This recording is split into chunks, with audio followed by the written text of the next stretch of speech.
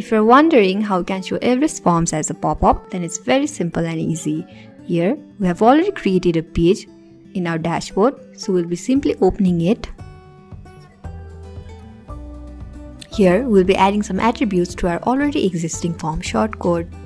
You can add 3 different attributes for the pop-up form. First, we have type. There are 3 parameters you can have in the pop-up type attribute, which are pop-up link, pop-up button, and pop-up. For example, we'll be typing in the pop-up link. Next is text. You can add your custom text on this, which will be the button text for the pop-up. So for example, we'll be writing in contact us. Next, we have size. You can set 3 different sizes for the pop-up. They are default, medium, and large. So for example, we'll be writing in the default size. That's all.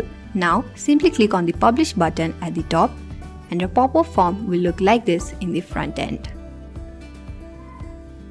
And that's it for how you can show Everest form as a pop-up.